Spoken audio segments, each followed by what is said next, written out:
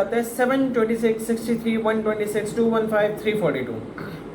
अगर तो आपने मेरा लास्ट लेक्चर बड़ी गौर से देखा हो और अगर आपने मेरे लास्ट लेक्चर के ऊपर बड़ी गौर व फिक्र की हो और आपने उसकी फर्स्ट स्लाइड और लास्ट स्लाइड के ऊपर जो स्क्वायर्स और क्यूब्स वाला रिलेशन है उसको अगर आपने ध्यान से देखा हो तो आपको ये जो क्वेश्चन है ये बड़ा आसान लगेगा।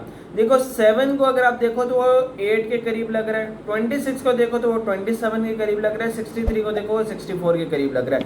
यानी ये सवाल आपका क्यूब से रिलेटेड हो सकता है। याद रखिएगा हर एमसीक्यू को सॉल्व करने से पहले आप डिफरेंस निकालना मत भूलिएगा। अगर आपको एमसीक्यू समझ में नहीं आ जाता ऐसे डायरेक्ट जैसे मुझे समझ में आ गया कि क्यूब का रिलेशन है, हालांकि मुझे नहीं पता था पहले, लेकिन मैंने एमसीक्यू पढ़ कर ये अंदाजा लगा लिया कि हाँ ये क्यूब्स का रिलेशन है। अगर आपको नहीं पता चलता तो आपने सबसे पहला काम ये करना है, आपने डिफरेंसेस को निकालना है।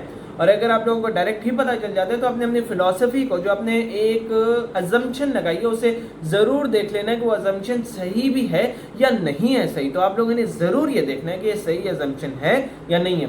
तो अभी अपनी अजम्पशन को हम लोग सही करने की कोशिश करते हैं। 2 का क्यूब क्या था 8, 8 - 1 7। 3 का क्यूब क्या था 27, 27 - 1 26। 4 का क्यूब क्या था 64, 64 - 1 63, हाँ 63 है ना, शुक्र है। 5 का क्यूब 125, 125 - 1 124, लेकिन यहाँ पर तो 124 नहीं है।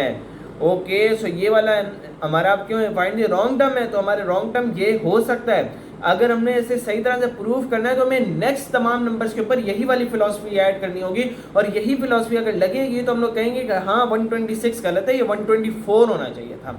तो 6 का क्यूब क्या होता है 216, उसके अंदर -1 करेंगे 215 आ जाएगा। 7 का क्यूब होता है 343, उसके अंदर से -1 करेंगे 342 आ जाएगा। सो ओके हमारा एक एमसीक्यू गलत था, एक आंसर गलत था, दैट वाज 126 और हमारी फिलॉसफी एकदम सही है और 126 इज द रॉन्ग टर्म।